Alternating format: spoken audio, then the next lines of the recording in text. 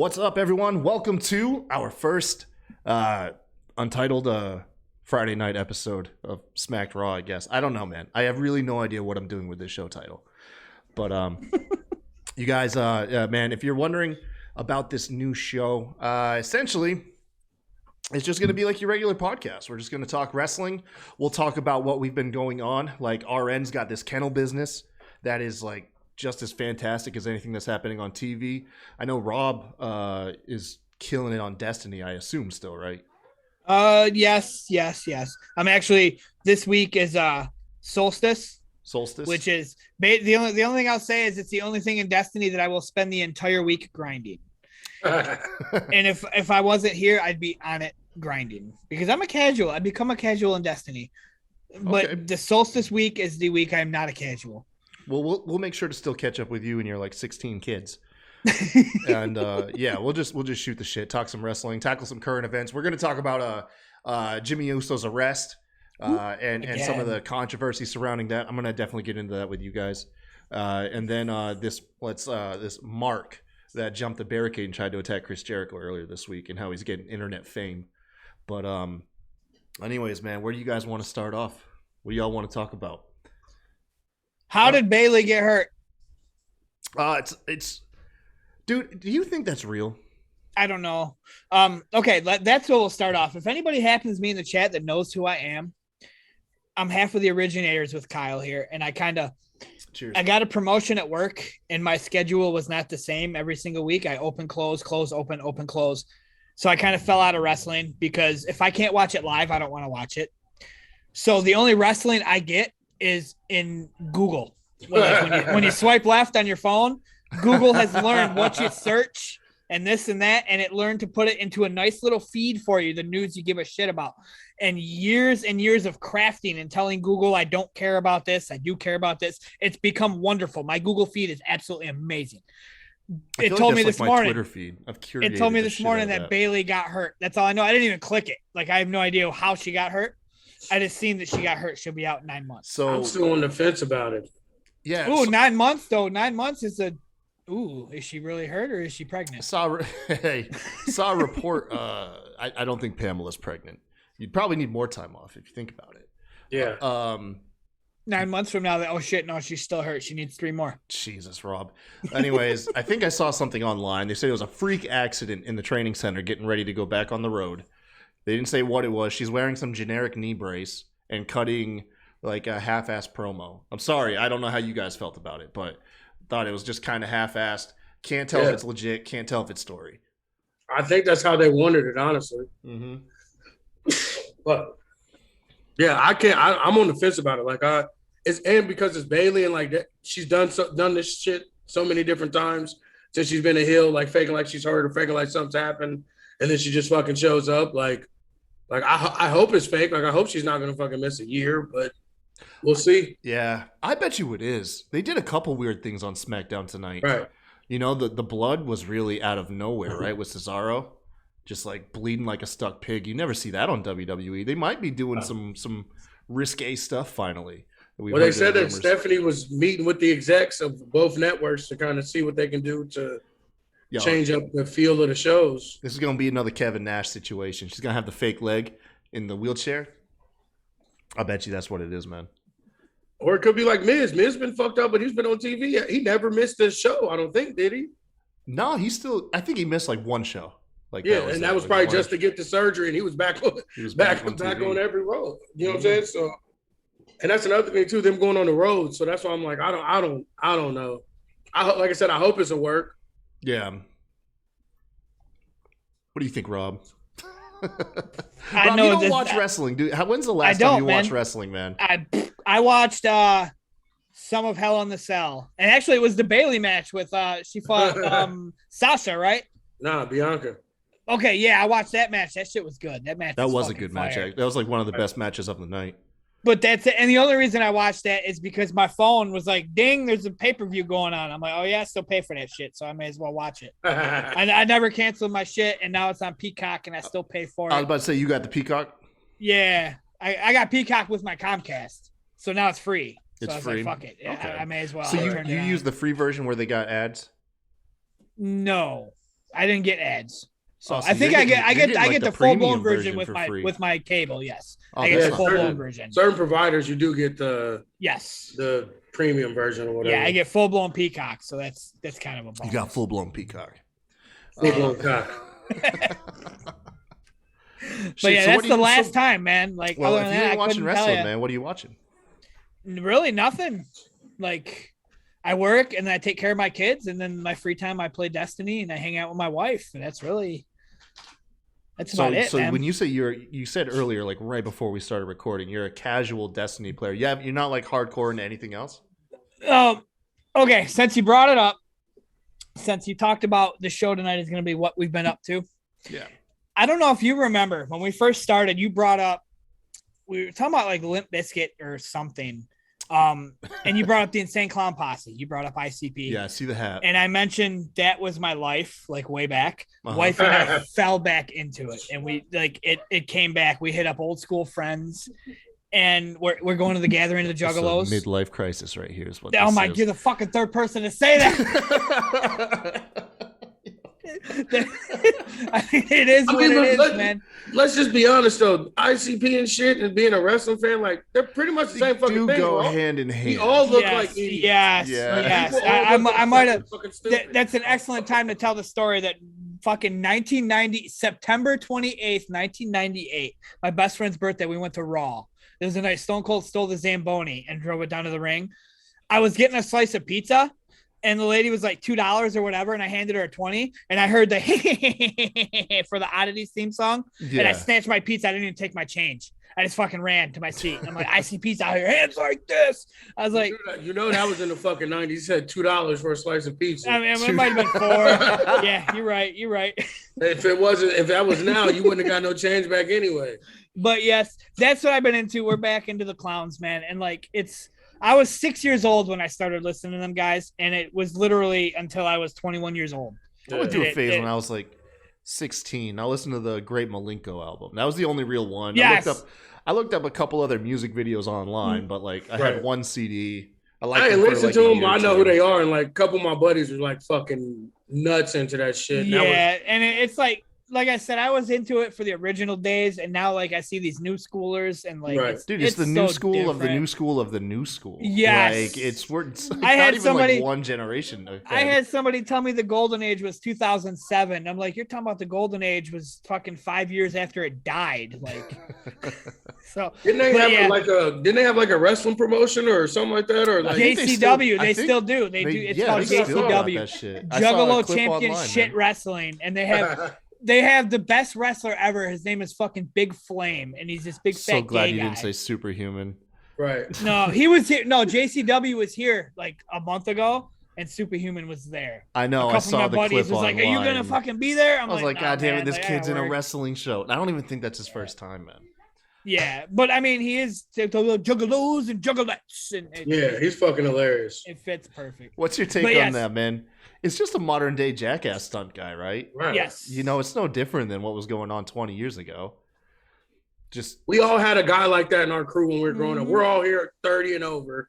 We all had a fucking going idiot through midlife crises. Right. We all had an idiot in our crew that we could pay or give him 2 beers and he'd do that shit. So yeah, it may have been one of us once or twice, you know.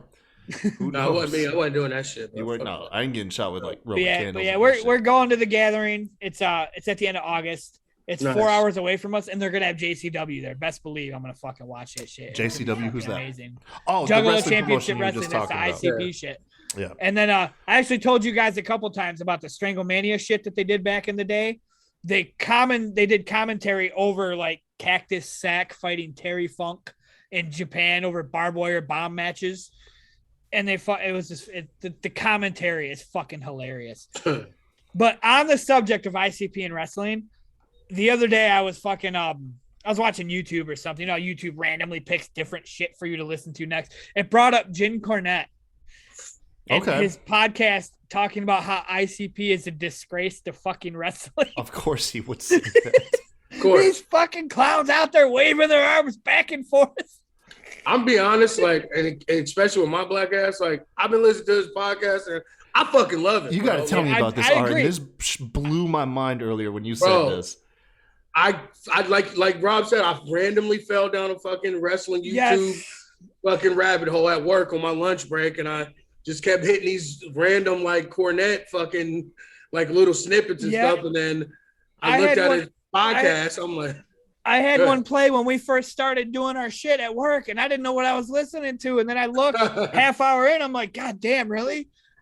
Jim Cornette. Yeah, no, that's what happened. And all his podcasts are like 2.5, 3 hours long. Mm-hmm. I'm like still working, and it's shit, 3 hours of fucking valid content, man. Yes, it's not like, don't get me wrong, there is that 15-20 minutes where he's that crotchety, borderline racist, sexist, homophobic piece of shit dickhead that we all hate on the internet. Yes. But the other hour and 20 minutes of it's all valid it's actually shit. fucking him spitting facts. I'm like, yep.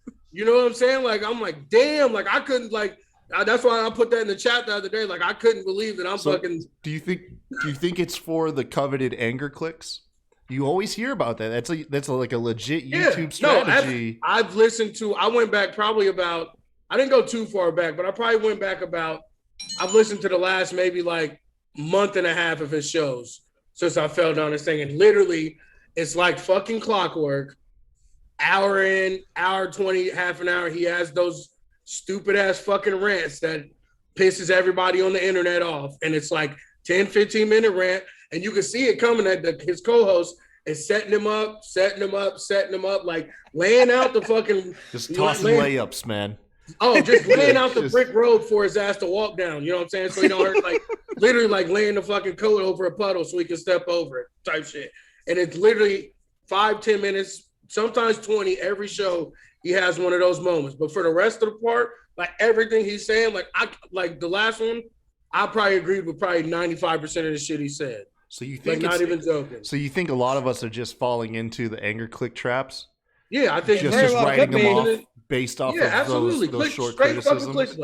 Yeah. Well, first of all, he needs something to get you to listen to the 2-hour fucking show for one, because literally every single one is 2 hours or more. But I don't know, man. Like if you, I don't know, because like a lot of the times when something angers me, like I'm drawn away from it. I don't know about you guys. That's because you're a rational, normal person. but for a fucking troll and a dickhead like me, if something pisses me off, I want to go fucking listen to the whole thing so I can know why. You know what I'm saying? Like I want to see what it leads up to, because I don't just want to flame out and look like an idiot because of that 10-second clip. I want to listen to the fucking 10 minutes before and the 10 minutes after, so I know for a fact when I'm about to get in your ass, I got all the information. Yep. You remember me on Twitter, man. I was that same type that's like Baron Corbin should be king of the ring, just to watch people be like, oh, fuck you. Yeah, fuck that. Right. Yo, Rob, oh, God. Kevin picked up that mantle and ran with it, man. And ran with it. God damn, dude. Ran off the rails with it. Yeah. That's great. It was a crazy time. Speaking of Cornet, you guys, I guess this is a good way to branch off of it, is there was this kid at AEW earlier this week, Rob. Did you hear about this? I did 5 minutes before you told me about it. Okay. Then we started recording. I'm like, wait, what? Yeah, so I had no idea. Apparently this kid, if this is true, he's gone to Twitter and he's actually like, I don't know about you guys, but I've been circling this guy for like the 2 years I've been on Twitter. I've seen him pop up all the time, like kind of tame. He's like an asshole, but he's always kind of tame. But he's taking credit for it, and he's getting crazy clout for jumping the fence and acting like a complete asshole. My favorite part, though, of the whole clip is his ass being dog walked back. I was like, that took away, in my mind, any bragging. Like, there's no way I'd be going to social media knowing the second half of that footage is grown men holding my neck down, making my fat ass, like, crawl back, not even walk. Right. Yeah. I'm surprised Jericho didn't fuck him up more than he did, because normally Jericho don't put up with that shit. Yeah, well, Jericho, so Cornet actually replied. So this guy came out, Rob, if you don't know, he essentially, did you see his tweet where he took credit for it? I have no idea. So he said, I'll paraphrase, he tagged Cornet and said, you know, it's not enough for us real wrestling fans to like stand idly by, you know, we got to do something. He's essentially saying like, I listened to Cornet's word and that's why I jumped the fence. We have to like attack these fake wrestlers. It was something fucking stupid, man. And I'm gonna tell you right now, Cornet don't. Before he even tweeted this, I knew that was some straight bullshit that Cornet was gonna lose his fucking mind over. Oh yeah, because he is not into that shit. He's into fans being into kayfabe and the story and shit, but being a part of the show and even coming anywhere to harm the wrestlers. Cornet is not about that shit at all. Like his finish is part of the tweet, so you can see. So yeah, Cornet retweets it, like quote tweets it, and he says, "I'm gonna read it." He says, "Got news for you, dipshit. The ring's a sacred ground for us, and even if you and a lot of others think that you can kick the shit out of the Young Bucks, I would have turned you into a tennis racket popsicle." I fucking love that shit. He's not. He's says, not you're fucking lucky playing. they didn't gut you like a fish, and you're blocked.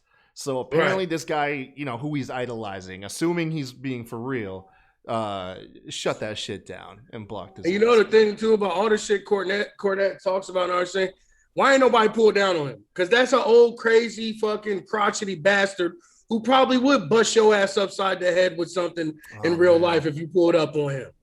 I'm not a fan of Cornet, but god damn it, I love that retweet. Oh, like I said, I knew as soon as dude said that shit, I'm like, Cornet ain't co-signing this shit, bro. Like, apparently, y'all motherfuckers don't know who this dude is. Yo, so yeah, him getting dog walked on the floor. That's like, my favorite goddamn part, man. I here for the stream, I'll pull it up, man. I'll pull it up. I tweeted this video out. I actually made the GIF. Let's see here. You guys keep talking, man. I'm just gonna pull it. You guys ain't gonna be able to see it. Like just the audience is. Now, like I said, Cornet's a piece of shit, and I'm not trying to defend any of the shit he says or does, but like, if you take away that part, which I don't like, to me, like now that I've been like listening to it, like I haven't listened to enough. Like I'm not gonna sit like act like I'm an expert. Like I've listened to maybe probably about 10, 12 shows. Rob, if you look at the stream, Rob, I know you have it up. You'll see the guy now getting dog walked. God. I never got past the ad.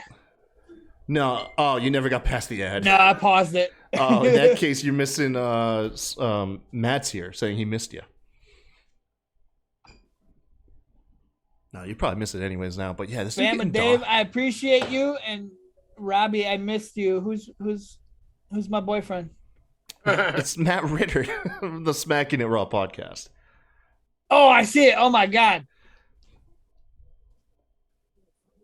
You see him getting dog walked like that? Oh my god, dude! You wouldn't be on Twitter bragging, acting like a tough guy. Bro, what the fuck? No, man. How do you act tough, man? It's footage. My thing is like, why would he think nobody will be recording that?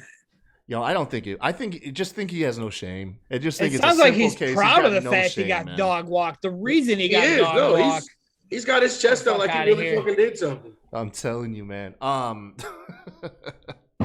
Dude, I couldn't do it. I ended up blocking him finally. I was like, okay, yeah, this is embarrassing. Like, I don't want to associate with you. It's bad when you got what's that dude's name? DJ Storms flaming your ass. Like, okay, man, if DJ Storms and I are in the same team, you know something's wrong. Right. Cornet was when I was done with it. I mean, which like I said, I did not think he would be defending it or be okay with it. But like I said, I'm surprised Jericho didn't whoop his ass even more. Oh my god! I think security just got him too far away. You know, had security been able to like, oh, we can't get a hold of him. You know, Jericho would have definitely got some strikes. Jericho punched him twice. I don't think they landed. I looked at a couple videos. I think Jericho. I thought the first one did because the first one, like as the show was playing, it was straight on Jericho. And then you couldn't see them. You could kind of see the security and the dude. So did this happen on like Dynamite? Yeah, this week's Dynamite. Wednesday. Well, Dynamite's live. Their first show outside of Daly's place. Their first show outside of Daly's place. They went to Miami. Miami was the first crowd. You know what? Kudos to that crowd. I could be wrong, but I don't recall hearing one "what" chant from that damn crowd, man. Even when you had the heels cutting promos, I don't think they were saying "what." I think they were booing like you should boo. Right. Oh man. But speaking of the same show, RN, did you watch Dynamite? Yeah. What'd you think of Dan Lambert, his Cornet impression? That shit was fuck. It's everything I've been saying about AEW for the last year. I was like, who the fuck is? That was the first thing I tweeted. That those this motherfucker spitting things. I tweeted that shit immediately. Yo, dude, I didn't realize that guy had that in him. Apparently, he did it with Impact. I didn't even know. Rob, well, all I'm saying is that motherfucker best promo in AEW. Lacey got pregnant. Rob quit watching. I saw everything. That comment. I was jealous. I was like, what the fuck? So, Rob, just to fill you in, there's an MMA gym, American Top Team. They're one of the best gyms on the planet. The gym leader and coach, like head coach, his name is Dan Lambert. They got two of those famous fighters, Jorge Masvidal and Amanda Nunes. He's probably my favorite UFC fighter. Yeah, he's a mainstream star. But anyways, in the middle of the show, they try to cut an interview with these guys who are just enjoying the show. And the leader of this gym cut a scathing 3-minute promo before his ass got dropped by Lance Archer. But he went scorched earth. It was so good, man. The guy was a natural on the mic. It was all the shit that real critics who aren't just hating on AEW, but actual legit criticisms of AEW that people have been saying for a year. He said it fucking all. Literally all of it. I'm going by what I saw on Twitter. Apparently he did the same thing in Impact. Apparently he just cut the same exact segment. But luckily for us, no one saw that shit. So, I wish the fighters that got in the ring with him sort of made it seem like, you know what I'm saying? Like, why the fuck didn't they jump the thing and help him with murder? That was tweeted out. Like, a lot of MMA news outlets was like, and Jorge Masvidal did nothing. Nothing. MMA news outlets obviously gobbled this up too. It was good cross promotion. Right. But yeah, it was Dan Lambert gets KO'd at AEW show and Jorge Masvidal does nothing. But the thing about that I took away besides him flaming him is Murder Hawk is not a fucking giant. That dude and him were the same fucking size. He had to put him up on the top rope to do his fucking finisher to him because he was the same size. He wasn't 5'7", 5'8", like everyone else on AEW is. Oh, man. Bama says it's funny because the crowd wasn't totally against him because he brought up legends and essentially showed him that he knew what he was talking about. Right. Yeah. And that was the thing, too, because you know how those AEW crowds are. If you fucking say one bad thing, it's over. But because he was actually hitting those right fucking buttons, they were like, dude, what are we supposed to do? He was so good at being a bad guy. He was able to trigger the crowd to cheer AEW. During the promo, he was talking and quoting Tony Khan about saying like, and they'll cheer AEW. So he's insulting the crowd, but still was able to instigate them into a cheer for the company. How smart is that? That's some world-class talent, man. That's the one booking decision Tony Khan fucking did right. That was fucking immaculate. He got the company over. So critical, man. It's not. It's him, bro. Like it's just him. He's just and like after that interview he did on Busted Open, where they asked him about the refs and shit, and like how he fucking like just went off the rails and like completely ignored the question and just started saying some other shit. That's when I knew I was like, this motherfucker's not that far off Vince. He's just putting on the front for us because he has Jericho and all these dudes out here in front taking the criticism and taking the credit. But really, this cocksucker. I mean, how relatable could like a, like multi-millionaire guy really be though? Like truly that. Like you But starting out, like how knowledgeable he is of the business and everything, like how he first came out, he seemed humble. He seemed like he really wasn't trying to be like out there like that. He really was just trying to get this company off the ground and help his friends who are wrestlers now be something different. And like now it's not. I think that shit was all an act. Like you said, he's fucking rich boy throwing a tantrum and shit now. It's crazy. Rob, so tell us about this Solstice event you got coming up, man. Okay, you're gonna throw Destiny at me. Okay. Yeah, man. We can't like it's not just a wrestling show. We can't just like right. Okay, I'm cool. I was just saying, okay, let's go. I was listening to you guys, it's for the record. Okay. So what the Solstice event is it's the same thing every year. This is our third or fourth year doing it. It's the same thing. A lot of hardcore players on Destiny Twitter are like, I'm not doing this because I'm burnt out, blah, blah, blah. I'm a casual, man. Like I've been raiding with my buddies and then that's it. Like the raids are the top. You get 6 people, you spend an hour or 2, and you kill the end game. And I'm caught up enough to where I can do just raids, and I don't need all the other shit. But the Solstice is you get a whole set of gear. It's a helmet, gloves, chest, pants, and a class item. Each of the 3 classes has a class item. And it's different because each class item has 3 things on it you got to do. Be it create 100 orbs, which is you kill things with your super. You create orbs, like 7 at a time. You got to do 100.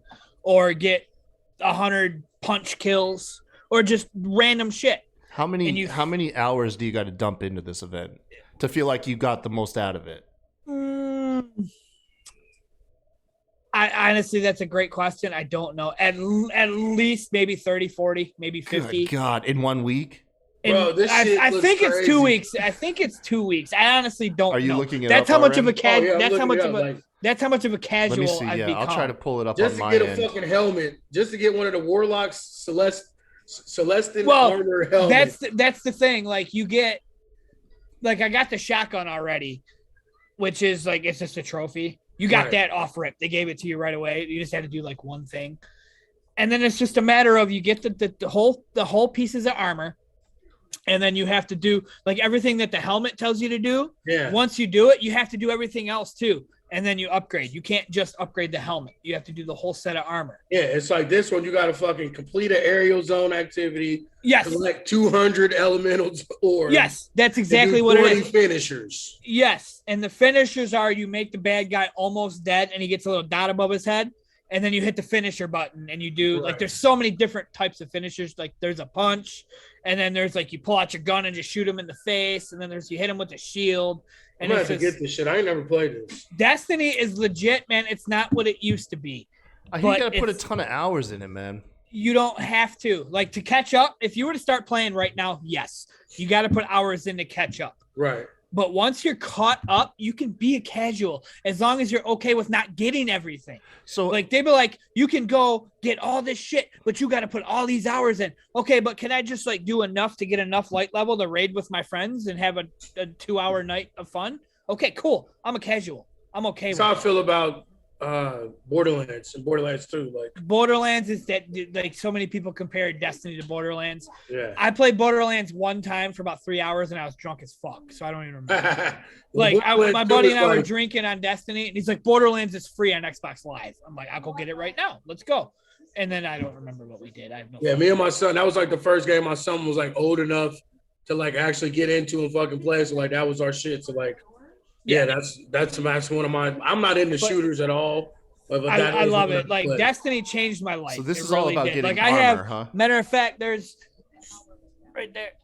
There's a Destiny tattoo right there on my fucking forearm. That's what's up. It says "Eyes Up Guardian," and what that is, when you first start playing Destiny 1, like it shows your ghost, which is your companion floating around, and then he finds you, and he's like "Eyes Up Guardian" because you wake up from your death. You're like, whoa. And it's Eyes Up Guardian is like that's the start of your career. So I fucking spent $100 or whatever it was. Jesus Christ! And I got my Destiny tattoo. But what the Solstice is, like I said, you upgrade your armor, you do what the armor tells you to do, and then you get the purple set. And then once you finish off the purple set, you get the masterworked set. So this game isn't so much you're chasing down like new and like stories and stuff. This is all about the loot, right? That's the driving force behind this game. Destiny is huge on story. Absolutely huge. But me, I don't give 2 fucks about the story. I really don't. I never did. I never will. Like, and I'm known for it on Twitter. People will be like talking all this fucking lore with Destiny. Like, oh my God, like there's the Witch Queen is Savathun right now. That's who we're chasing. Nobody knows who Savathun is. It could be an NPC in the tower, or it could be the cryptarch that we've been decrypting engrams with for 6 years, or it could be the robot that is our mailbox when our loot's full and it goes to the mailbox. That could be Savathun. Nobody knows. I don't give a fuck who it is. You can give me a new DLC and be like, go shoot guns. I'll be like, okay, I'm in. Let's go. I don't care at none about the story, none whatsoever. So, like people ask me questions. Because I'm kind of big. I've told you guys a few times. I'm kind of big on Destiny Twitter. Not huge, but I'm known. And I'm like, I have no fucking idea. Like, I have no clue whatsoever. Like, I have no idea. I just want to shoot things, have fun with my friends, and fucking get the loot. Hell yeah. And then, I mean, I'm into multiplayer and social games and stuff. Like, that's a big driving force for me. A lot of my fun stuff I like do on VR is like playing games with other people. I'm not much into like games by myself, except, you know, on some occasions. Like Doom is pretty badass. The only thing I play, like I've been getting into online shit, but I've been doing Red Dead with all my buddies. And my buddy bought me Red Dead Online. Like, he gifted it to me, and I wish he wouldn't have wasted his money. I was like, this ain't me, man. Because I was in a GTA for a minute. When I got my gaming computer, like, my buddy gifted me GTA like 3 years ago for GeForce Now. But GeForce Now, you can't play GTA because of contracts. And when I got my gaming computer that can actually run it, the first thing I did was like, fuck, I own GTA on computer. That's the first thing I'm going to get. So I did, and I got into it pretty big. Because like I said, I'm a Destiny casual. I can play once a week and be okay. And then one of my good Destiny friends, he's like, I just gifted you Red Dead Online. Let's try it. And we played it one time. And I was like, man, this ain't. I want to be a gangster stealing Lamborghinis, bro. I don't want to be a. Well, motherfucker, I am a gangster. I'm stealing motherfucking horses and shit. And I'm out here new boot goofing on their ass. I got the white boots all the way up like Dangle on fucking. You have fun, bro. That's we got. That's one less gangster out there trying to blow my Lamborghini up, man. Bro, we blowing up horses and wagons and shit, bro. We all dressed up, bro. We just all went got matching fits and shit the other day, bro. It's just fucking... Now, I do want to say one more thing about Destiny, though. The reason I got so into it is because I had when I started 6 years ago on Destiny 1, 2014. Is that 6 years, 7 years, whatever? You guys do the math. I had including me, there was 7 real life friends that played. Right. So there was times where, like I said, the raids you do it's a 6-man event, and you can do it one time a week per character to get the loot. You can do it as many times as you want, but only one time you're going to get the loot. After that, you're doing it just for fun. There was 7 of us. There was times we literally drew straws to see who missed out on the raid that week because we only had one character each. Right. Whatever. So, but back then, there was a gun called Galahorn, okay? The Galahorn was the unicorn. It was the holy fucking grail of Destiny. Like, the damage that this gun did compared to the rest was like, seriously, you were fucking god if you had a fucking Galahorn. There were LFG posts that said, must have Galahorn. You can't join my team if you don't have Galahorn for this raid. So I have a game that, people have like serious requirements just to join them. And it's bad with Destiny. Like, even nowadays, it's like kind of dumb. But back then, you must have Galahorn to join my team. So people that were solo, that didn't have friends, couldn't play because they couldn't go on the internet to find a random team because they didn't have the fucking Galahorn to go play. Meanwhile, I had 7 friends that let me play anyway until I finally got it one night at 3:00 in the morning. I swear to God, I woke my neighbors when I fucking screamed. Was that your crowning achievement in Destiny? Yes, to this day, that was the number one moment because nothing has topped that since then. They've brought out a couple unicorns. They've brought out a couple good moments. But that was the holy grail. Now, I know you don't mean it literally, but I'm choosing to believe you mean literal unicorns. Well, no. By unicorn meaning... I got you. The Galahorn is so rare that it doesn't exist. Yeah, I got you. But I'm going to keep chasing it. So that's why I stuck with it. And nowadays I have even more friends because of Destiny Twitter. But if I would have had to deal with that must-have Galahorn shit, I would have gave up. That would have been it for you? Yeah. Yeah, there you go, man. Do either of you watch UFC? No. Every once in a while, I watch like the pay-per-views and shit. You gonna watch the Conor fight tomorrow? Yes, sir. Awesome, man. I cannot wait for that fight. That is Rob, you got to see this. It's a pop culture moment, man. It's an event. Really? It's the rubber match. Both guys, Conor and Poirier, they've both knocked each other out once. I know those names. I know those names. I've heard them before. You see? Did you see the clips from the press conference last night? No.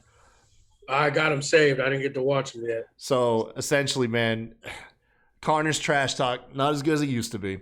Right. He had a couple moments in there, but the big flame came from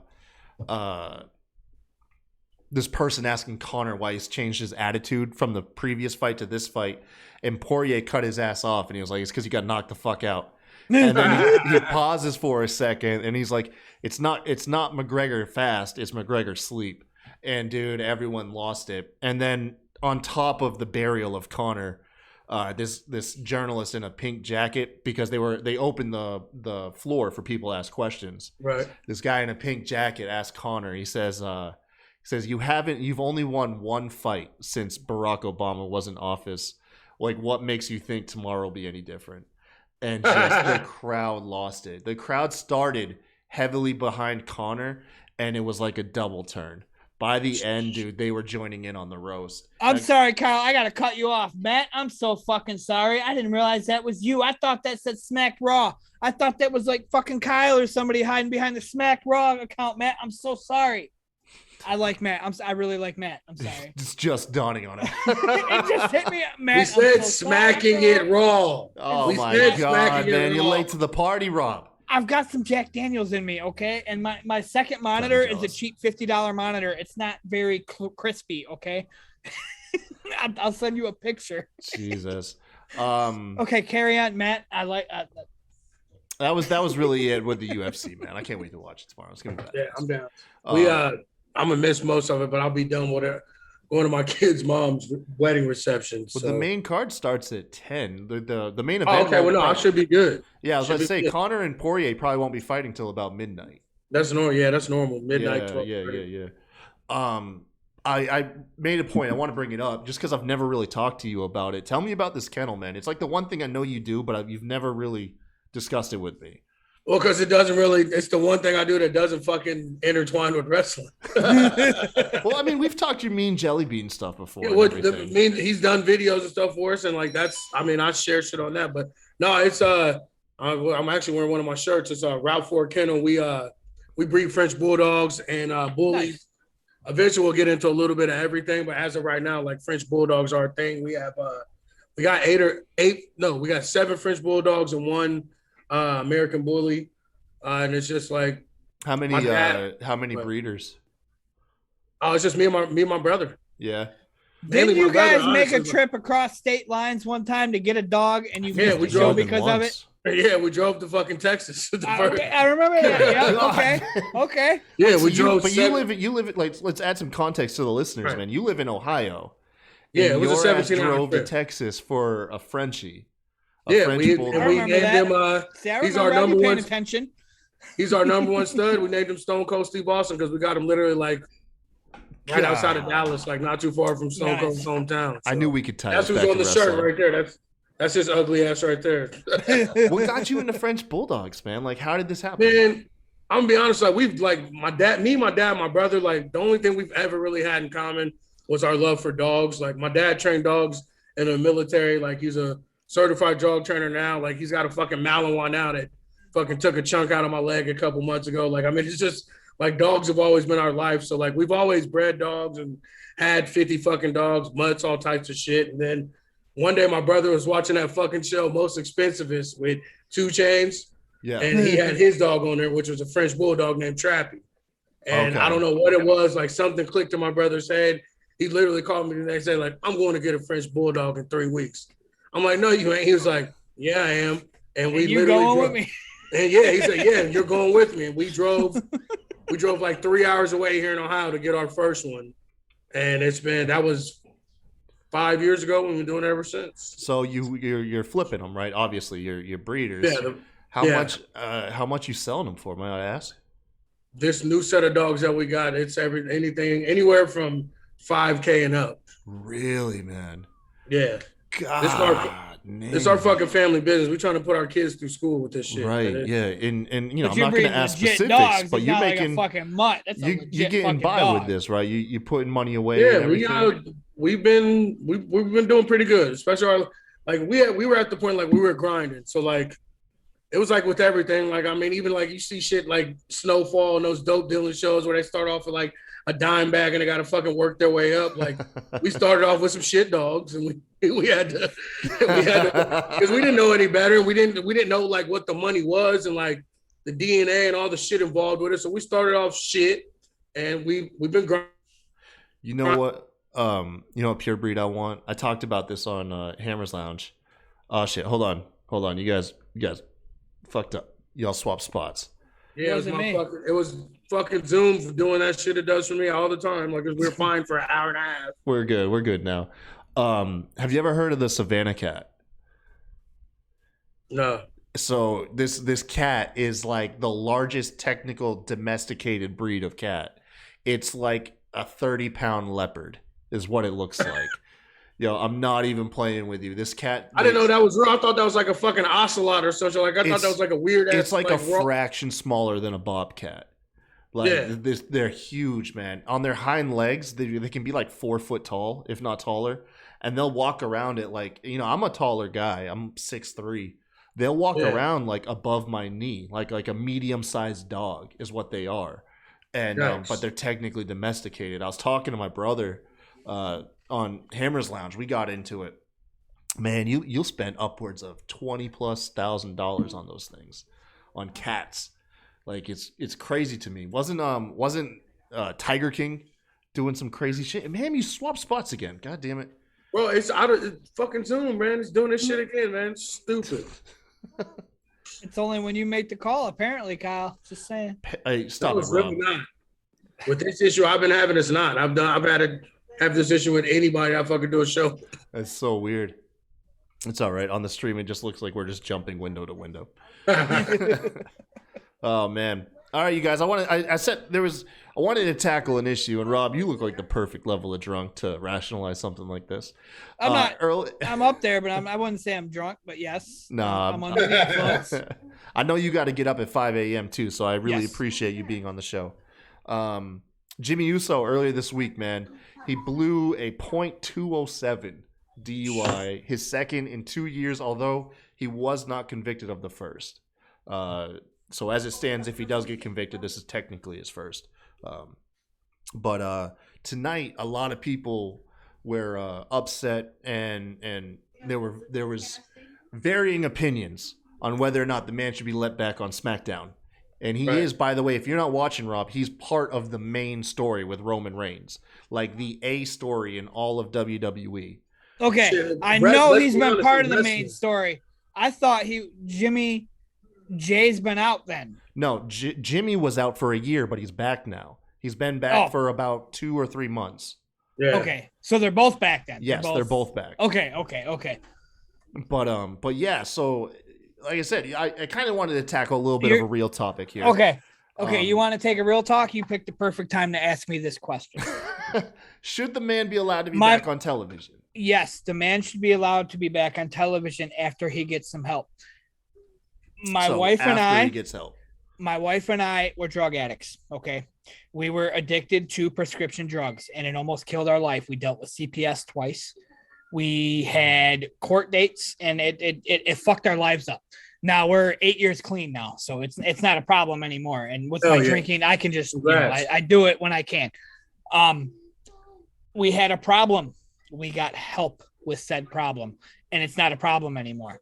Our life got turned around. He's got a problem, and he's not getting the proper help. Right. And that's where I stood out. Like, I always flame Jeff Hardy because they keep letting him come back after all the shit with the pills and the and everything. Like, he needs the proper help. I can't be a fucking. Don't let him come back until he gets it. Exactly. And that's my thing. Like, one time in your whole life, like, we all fuck up, we all make mistakes, but 2 times in 2 years. Not only that, there was another incident where he did try to square up with a cop too. Yeah, with him and fucking his wife or whatever. So this is technically 3 drunken encounters with police. Yeah, which means he has a fucking problem. Let's just call a spade a spade. Like, I honestly thought they were going to murder him and take him off. That's what I mean. The opening of the show really led you to believe that. Rob, you didn't watch, but you know, obviously this was heavy on a lot of the internet's mind because, you know, if you're on Twitter, you know everything. And so once Jimmy was on screen, he had a moment with Paul Heyman that a lot of people read a lot into. You know what I mean? And so they were just like wondering what was going on.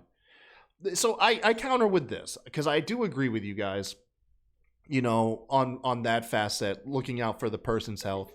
I think of it from a company standpoint, like if I was to go out and get a DUI tomorrow, my job isn't going to suspend me till I go to rehab. They're just going to ask me, hey, can you still come to work? You know what I mean? So I think about it from that aspect, and I meet you in the middle. He works, what, 1 day a week to SmackDown? Right. Although, granted, this probably isn't as plausible now that they're going back on the road, but that kind of leaves him 6 days to go to AA and counseling and other things. Right. Self-help while he's not on television. So he could technically be receiving help while still on TV. You know, backstage. It's not that easy though. It's truly not that easy. You got to take him off. You got to kill him for a little bit, because I mean, it's like with any job or anything like that. Like the fame too is a part of the drug and a part of the problem. Is to me, like for all these famous people, like the main issue is the fame. Yes. Fueling the other issue. So to me, like 100%. As long as he's on TV and doing these things, like. And now they're going back on the road. So it's not going to be like if you were just in Orlando where if this was still like quarantine shit, then yes, I would agree with you. You could keep him on TV because he's only on TV for that one night. So he's got the whole week to get his shit together, go to meetings, live his life, get his life together. But now they're going back on the road. That shit ain't happening when you're on the road. No, you're right. They will be driving like... The road schedule is going to be more busy. It won't be as bad as it was, but it will still be way more busy. He'll be sitting on a bus doing nothing but thinking about his problem. Exactly. They're coming as far up as here because I know Raw's in Cincinnati on September 27th, so that's 17 hours of fucking drinking. We got driving, bro. We got a house show on August 1st. Yeah, so, I got Where are you at, Rob? I always forget. Clinton Township, just 8 miles north of 8 Mile. Oh, okay, yeah, that's right. I'm in Clinton County. Team Clinton, bro. But yeah, no, I just like I said, I felt like I couldn't be a hypocrite because I like him. Like it's still the same thing. Like it's too many.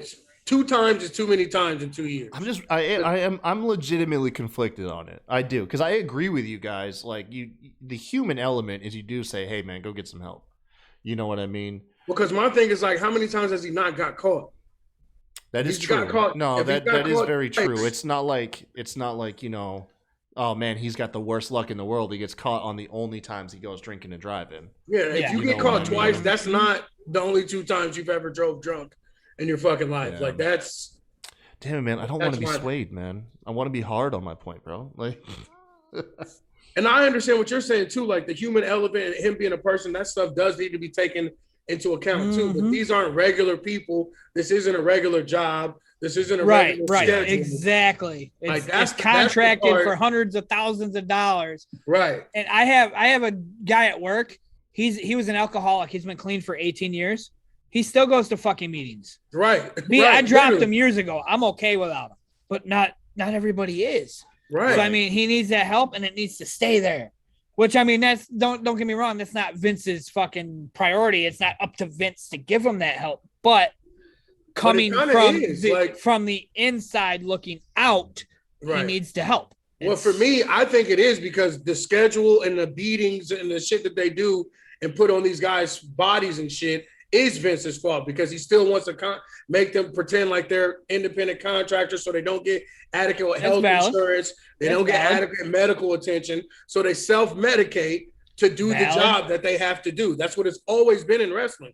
It wasn't that they were just fucking like all fucking like shitty people just wanted to get fucking high and drunk.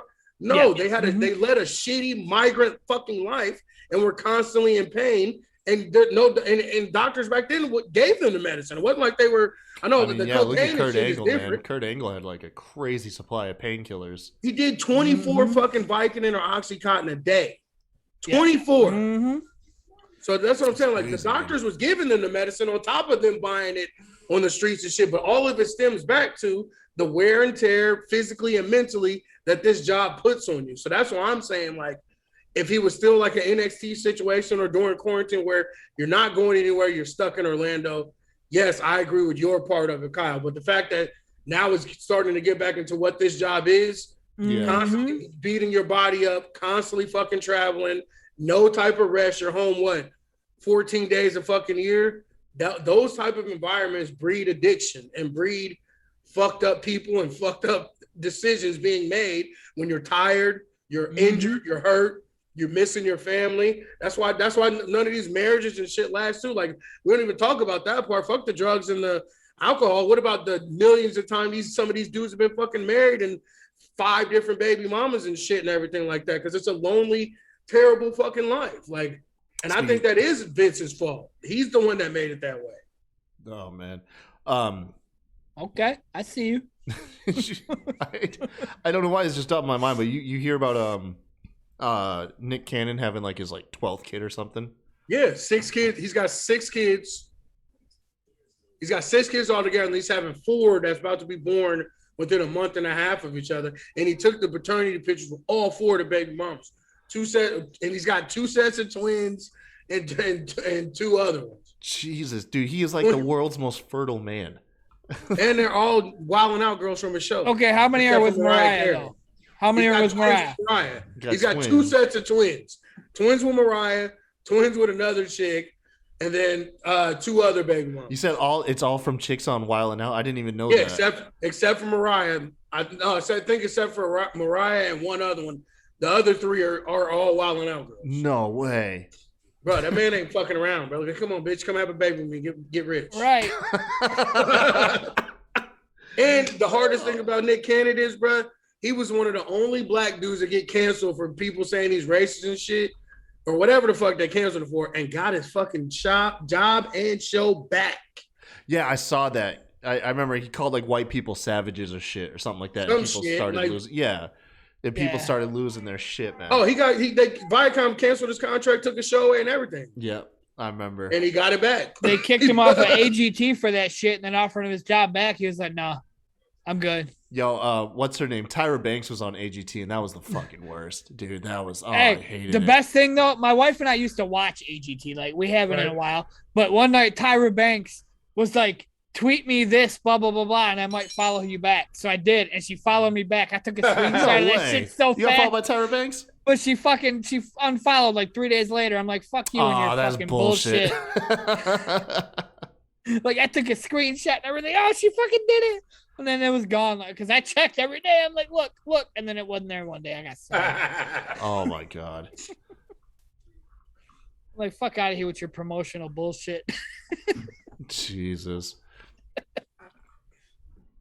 Oh man, hey, Bama had some stuff that he brought up, just general things to talk about.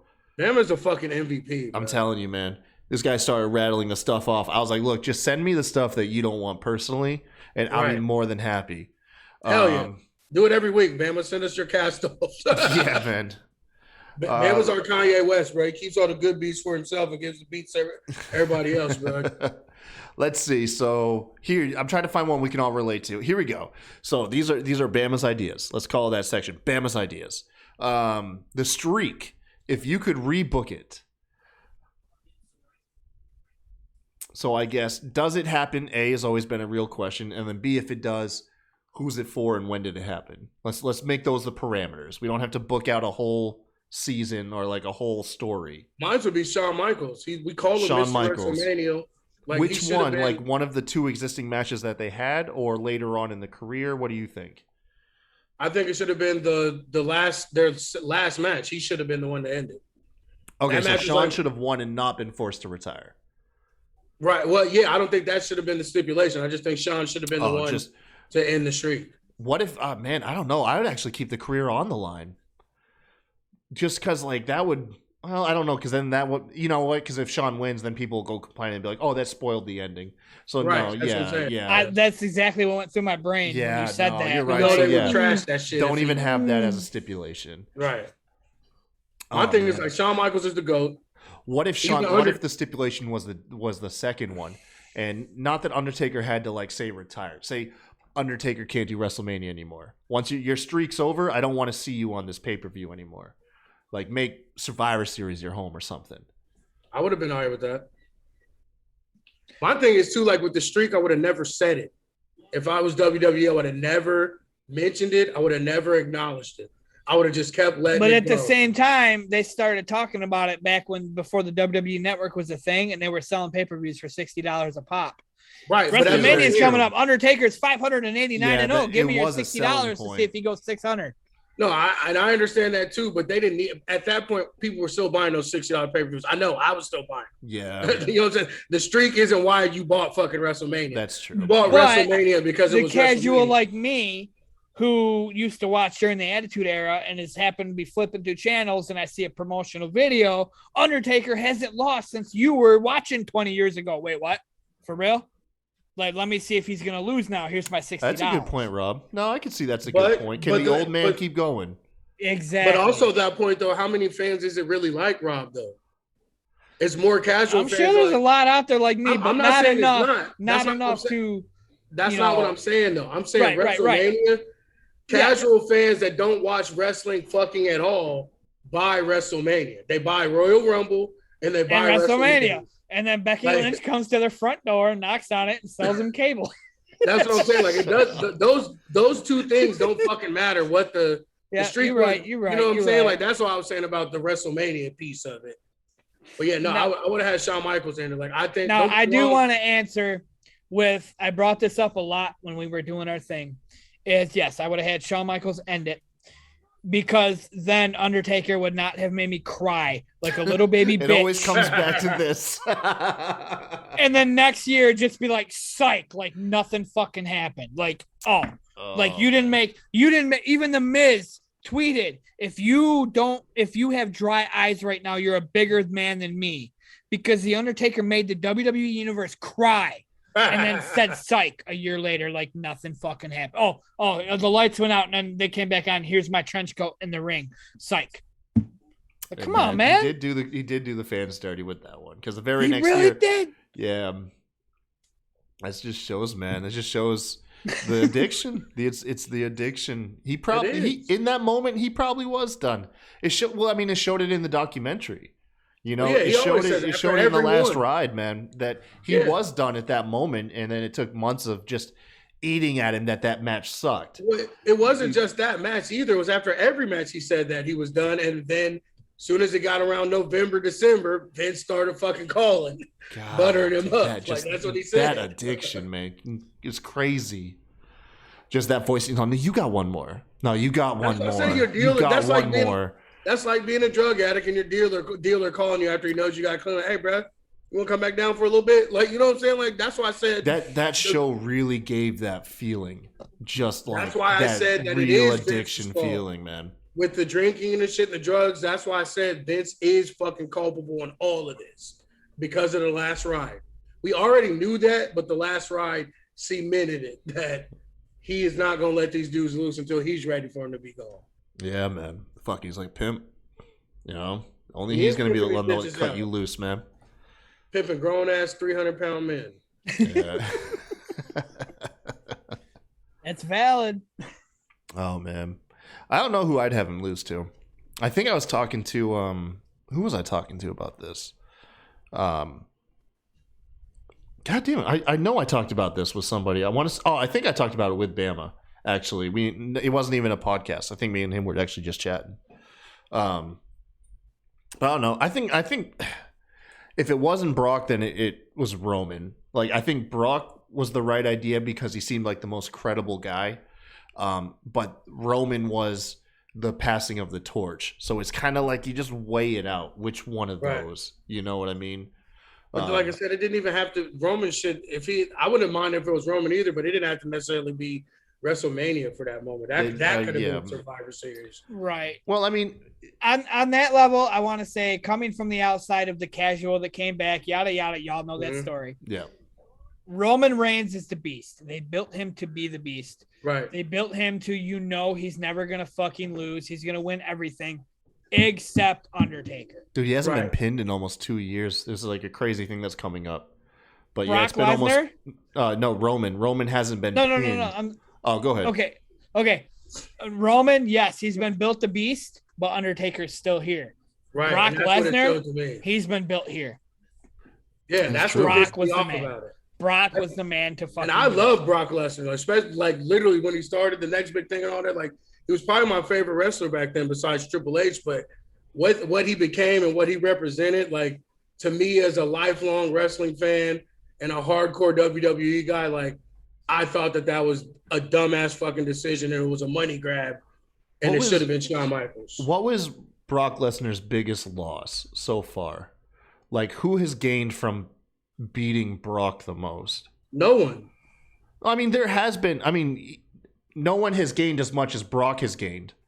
You know, no one's beat him but Cena. Who's fucking beat him? I mean, he lost technically to Seth Rollins. He lost twice in 1 year to Seth.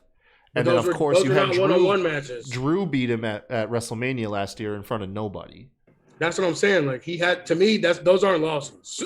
I'm sorry. Those fighting Drew in the closet at the fucking PC Center. That's not. Oh man, that's not a loss. And I hate like, and you know me, I argue with Graham and them all the time about that. Dude, Drew needs a crowd. Drew eliminated him at the Royal Rumble. That would probably be his biggest loss. Now that you say it, that's probably his biggest loss. That was like the biggest moment, dude. That crowd just lost their mind. Other than that, who's fucking beat him? Yeah, probably. I like what Bama says. Bama's bringing up Eddie. Eddie beat him back in the day for the title at No Way Out. See, I don't count that Brock with this Brock. You don't? No. They are kind of like Brock is not the same. Two different characters. And really, that Brock was only around for 2 or 3 years. Yeah, the Paul Heyman, like the second version of the Paul Heyman Brock show, is a much different character. And it's a much longer lasting and more stretched out part of his career than when he was the next big thing. Because he really was only there, like the Ruthless Aggression show, it was like maybe 3 years tops. And then he left. I want to bring it up while you're talking about Brock and Paul Heyman and yada yada. When Brock beat Undertaker, again, me being a casual back then, there was a video I stumbled on back then. It was a Paul Heyman it was like in a hall or at a meeting or something. It wasn't like in an arena. And he was just talking to like a group full of people in a room. Yeah. And he was basically saying like, did Undertaker lose on purpose? Or did Brock win just because Brock can? Yeah, Paul has always spun that web like, right. You know. And I was just like, oh my fucking God. Like, it got me so hard. And then when I got back into it with you, I'm like, no, fuck you, shut up, Paul. It got me so big. I'm like, wait, was he supposed to use? Like, was he supposed to lose? Was it the concussion? I wish Brock never left. I feel like the way we look at him and even he's done everything really, and he's been the man. Like, if he had never left, I think that we would hold him to a reverence that we hold Undertaker and some of these guys, honestly. Yeah.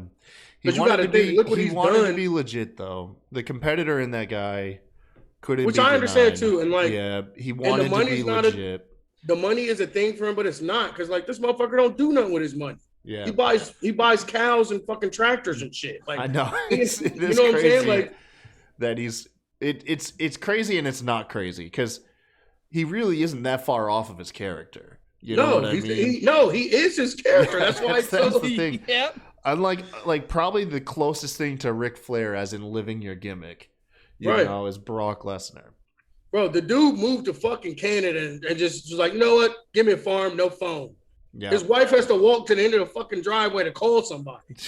Sable, of all people. Making Sable walk to the end of the street. Right. The number one fucking diva. You're making Sable walk to the road to make a call. I'm not saying she's the number one wrestler, but the number one diva of all fucking time. She has to put on snow boots and shit kickers and walk a mile to make a fucking phone call and to get the man. If that dude ain't the fucking GOAT, slanging and banging and cashing checks, that motherfucker is top level. That's what I'm saying. Like, if he had, I just hold a disdain for him because he had to leave to be legitimate when he already was legitimate. Mm-hmm. Like, he was on his way to being maybe the greatest of all time. Like, he was already beating everybody and beating everybody soundly. He's a fucking freak of nature athlete. Like, he beat up Zach Gowen, a one-legged man.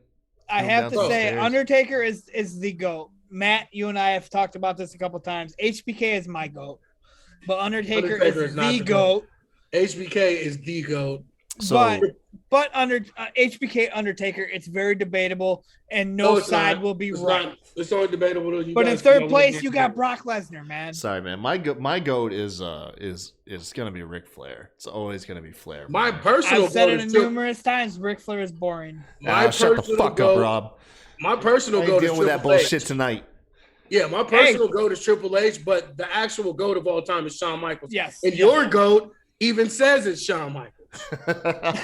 Now, let's go ahead and flop the subject a little bit. I was flipping through cable the other day, and that new WWE Finding Relics from the Past or whatever the fuck show, it was the Ric Flair episode where they're trying to find the Ric Flair robes. I watched that shit was fire. I watched it. I was like, oh, man. And that fucking referee dude was like, I ain't giving up my robe. Fuck you. They're like, but we got a different robe. He's like, oh, yeah? Oh, Lil Nate bro. He was crying like a little bitch, bro. Like, he really is Lil Nate. Like, he literally was having, like, an emotional breakdown about giving up one of those robes. Oh, my gosh. Charles He Robinson. did it, though. He did it, though. He got a different one. What you mean? He's more of a Flair than Andrade is. All right. Right. I understood that reference. Hey, Rob, did you see The Undertaker's retirement last year at Survivor Series? Yes, I did, and I seen Bama's thing. Okay, the answer is no. It happened. Well, let me you just already bring it made up. me cry twice. For the audio you listeners, already made me cry twice. Hold Don't on. make me cry 3 times. Do y'all think they should redo the retirement in front of fans now that they can, or do we wait for a Hall of Fame ceremony moment? Okay, I'm sorry I didn't wait, Kyle. No, don't do it again. Go. Don't make me cry 3 times. I don't want to cry 3 times. I say fuck it, man. It's in Undertaker's character. Wheel him out again. Okay. Put him on the fucking. Put him on the Titantron. I'm still thinking of y'all. I'm sorry, I'm done. I can't be there because I'm 92 years old. The laziest retirement. He's in his gym. Michelle McCool's helping him stretch. Just like stretching out his quads. That shit was so sad. Like, don't get me wrong. Like, it was dope to see his passion and his drive, like, literally make him push that old battered fucking bag of bones to the finish line. But it was still, like, sad to see, like I said, like, that pimp calling, I got one more job for you, baby. You know what I'm saying? And him fucking doing it. Like you said, there's literally it was like on which Batman was that when they were like, he was like putting those things on his joint, his knees and shit. It was like, shit, like just to make him fucking be able to stand up. Like, old like Batman. Jesus. Like this dude. They wheeled him out. They wheeled him out to no fans. Mute, all right. Right. Man, they wheeled his ass out to no fans. He had to take one of those like chair lifts into the ring. Right. COVID took a lot from us, and it may have took his official retirement, but leave it be. It fucked up some timing on last year. Really fucked up some timing. It really did on a lot of stuff.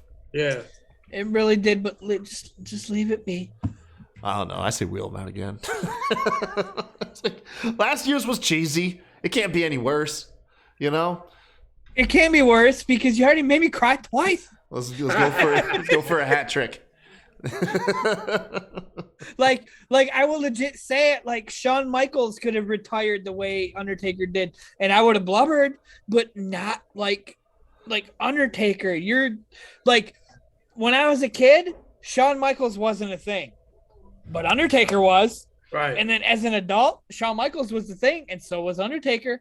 And then all of a sudden, a thing that has been around in my life since before me was done. And then he said, psych. I don't know how y'all got again.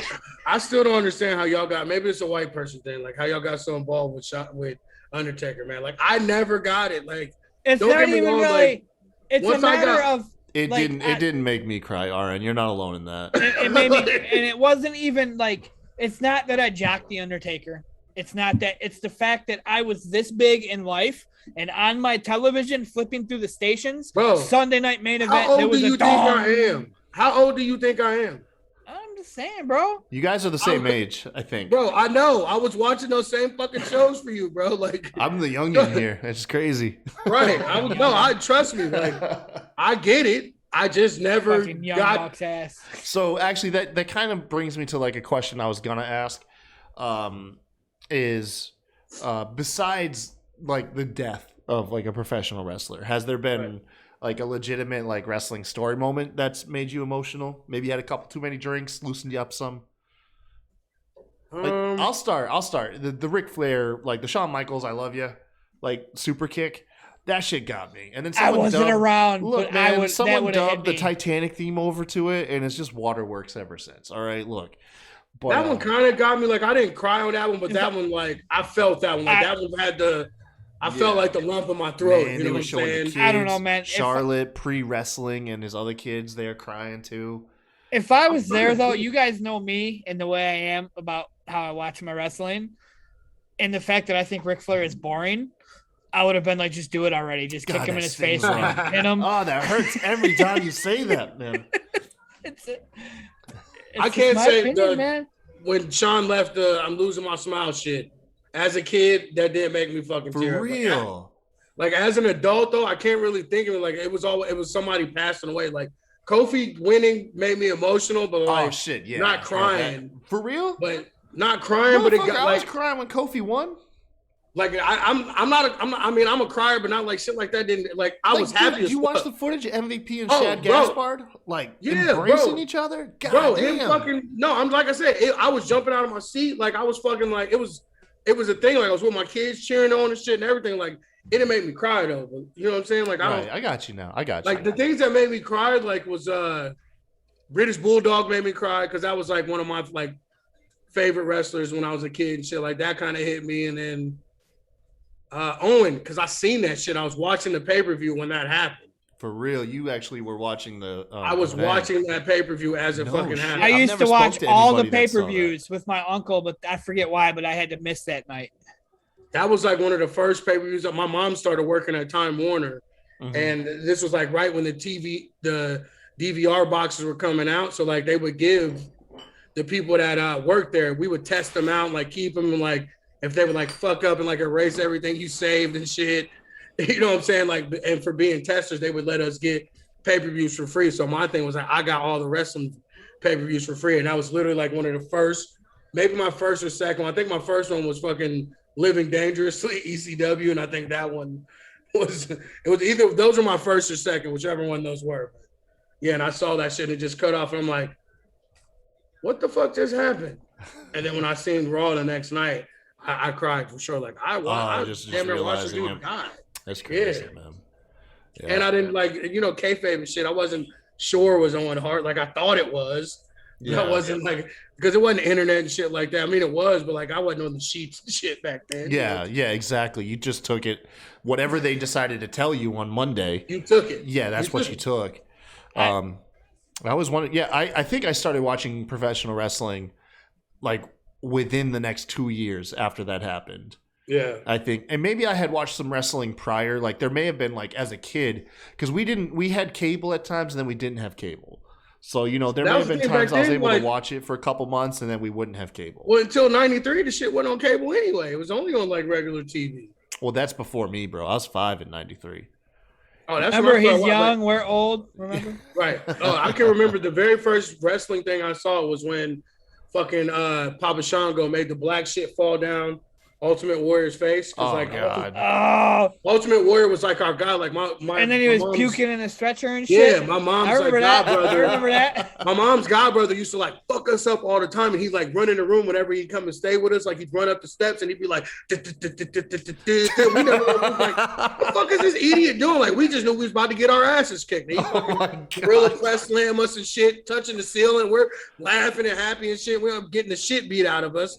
And then that night, he finally, like, we sat down and we watched it because, like, Superstars and shit, instead of coming on, like, Saturday morning, it came on, like, Saturday night, like, for some reason, like, 10, 11 o'clock for some reason, when it was, like, tape, but it was weird, like, here in Ohio or whatever. So, yeah, we sat down that night. He was like, this is what I'll be telling y'all about.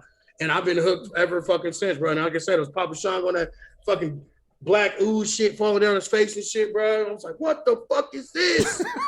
Okay. I want to take the moment since this is an Untitled random fucking show. Yeah. Talking about late wrestling shows, I want to tell you something I will never forget ever. Okay, I'll start out by saying Halloween Havoc 95 is when I got into wrestling. My uncle bought all the pay-per-views, and then he had like 5 or 6 buddies over, and he charged them $5 a piece. Yep. And that paid for the $60 pay-per-view. Halloween Havoc 95, they were at Cobo, which is in Detroit where I'm at, and they had the monster trucks, the giant Hulk Hogan at top of Cobo Hall. And back then we had the preview channel, which was it scrolled what's on each channel. We didn't have a guide. That was the pre-show. If you wanted to see what was on Nickelodeon, you had to wait for the preview channel to scroll until it said Nickelodeon. But then they had previews of shit that was coming on cable. And they kept showing the fucking monster trucks. And I told my mom, I said, can we buy this pay-per-view? She said, your uncle gets them. I'm sure you can go over there.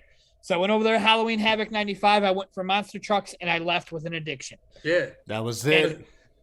Because people forget the pre-shows were on the fucking Guide channel. Like that's what the pre-shows were on. They'd have like 20 minutes of them showing the highlights and shit of what's about to happen and stuff and everything. Yes. For me, it was always catching Sunday Night Heat before the pay-per-view on MTV. Yes. Like, you know, you get like an SA Rio match or something, you know. So I watched Halloween Havoc and I got hooked. So that was during the preview channel days, which is why I spun the preview channel in.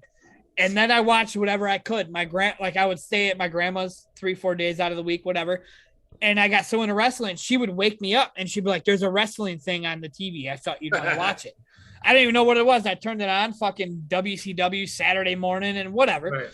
And I watched the show with Doc Hendricks from WWF back in the day. And what it was called WWF Challenge. Yeah. It's called WWF Challenge. And it was a recap of the week and blah, blah, blah, blah. Okay. My grandma was like, there's a wrestling thing on. She woke me up. I thought you want to watch it. I went in her room. And I sat down and I watched WWF Challenge. And it was a recap of everything I had already seen that week. But fuck, it's new. And it's Doc Hendricks talking about it. I'm into this. That night, I was watching the preview channel. And it was scrolling. And it said WWF Challenge at 3 o'clock in the morning.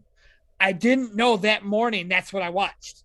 I just knew I was watching a wrestling thing. Well, you know, so my 10-year-old ass was smacking myself in the face, standing up, doing jumping jacks to stay up till 3 o'clock in the morning to watch what I'd already watched that fucking morning. Well, you watch all these like documentaries and shit. And they always say like their little old grannies were watching wrestling, and that's what got them watching wrestling. Well, that's what it was for me. Like my grandmother, she didn't really watch it because she didn't like the new people and shit. But like she's the one that got my mom's godbrother hip to it, and like she would let me watch it and shit. Like my mom and them was like, get this shit off. So I'd go stay at her house on Monday night so I could watch Raw and fucking Nitro. And she'd let me watch it because she knew who Hogan and all those dudes were and everything. She let me watch it, and then I stay up and watch Golden Girls with her afterwards.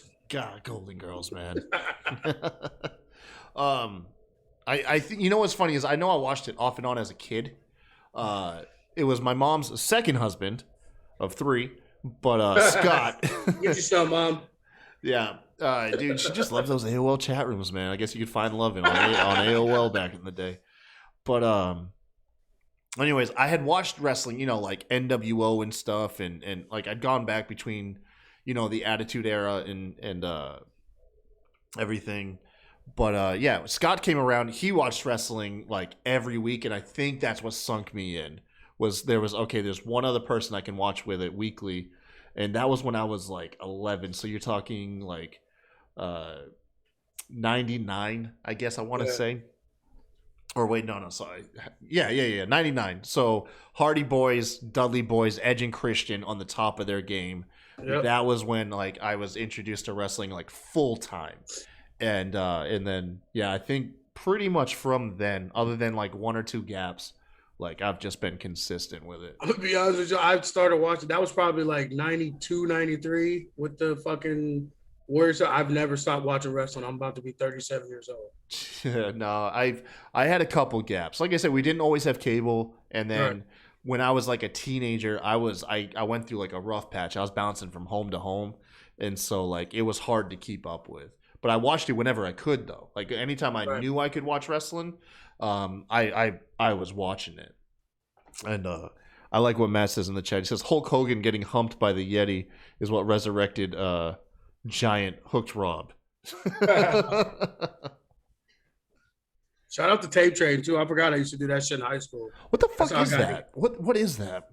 It was like you get into these like message boards and shit, like in the back of the wrestling magazines, and you'd hook up with people. It was just like Twitter, really, except it was letters and fucking like slow ass DSL dial up. But you know what I'm saying? But you just sent each other fucking tapes. Like I could never get the ECW pay-per-views after a while, like where I was at, because of the violence and shit. So they wouldn't show them. So I would have to tape trade with people. So I had all the WWE shit taped and ready to go because, you know what I'm saying, I got pay-per-views for free. So I would send them my WWE shit and they would sit and be like ECW, New Japan shit, stuff That like sounds that. like a crazy cultural thing. Like I missed out on. That sounds so Yeah, badass. y'all, especially all you weird motherfuckers. Like we would have been fucking clowning if we could have did. If you guys were back there in the tape train days, that shit was dope.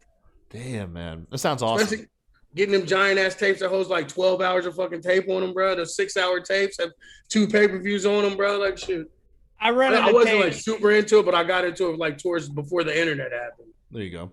I rented a tape from Family Video, and it was Survivor Series, I think 95. Razor Ramon and Shawn Michaels, the ladder match, the big ladder match, the first major ladder match. Yes, right. And that was before my time, so I didn't know anything. Whatever. And one moment I will always remember in my life is the Razor was on the ladder, and Shawn knocked the ladder over, and Razor fell over the rope, and he was right next to the camera, and he was like, "Oh shit!" My 10-year-old ass was like, "You caught someone swearing on wrestling." He said it. I'll never forget that shit. Matt says RN's getting Polaroid dick pics in the bag. Yo, you guys, tonight's been awesome. Let's wrap it up. It's been an hour and 20 minutes. Rob's got to go to work in like... Oh, my God. It's almost 12 o'clock. Rob's got to get up in like 4 hours. Thank you, Rob, for joining us. Worth it. Oh, man, it was so worth it. Rob, do you have... I know you don't really do Twitter much more. I did put your Twitter handle on the screen. I seen that. I appreciate that.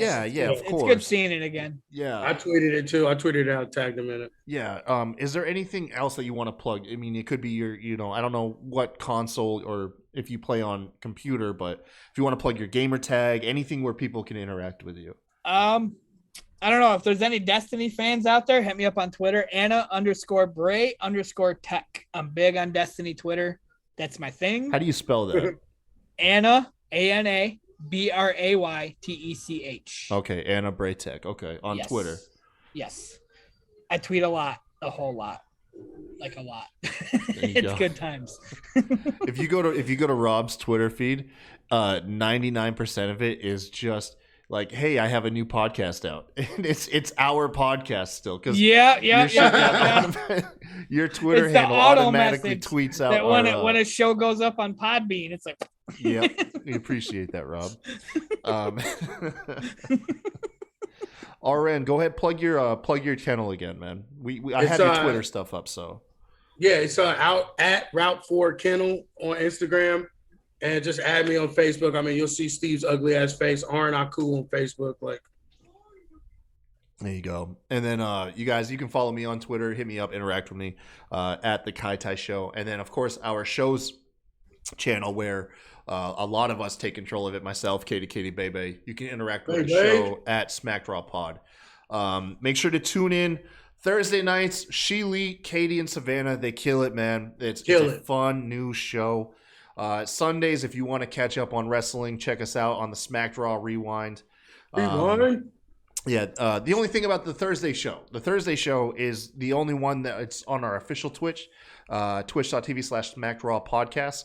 Otherwise, you can find the Untitled Friday night show and the Smack Raw Rewind on twitch.tv/puttingyouover. Of course, subscribe to all our shit, man. You guys are awesome. Thank you so much for joining us tonight. Oh, you just got louder. And until next time, y'all have a good one. Bye. Peace out, y'all. See you Sunday. Yeah.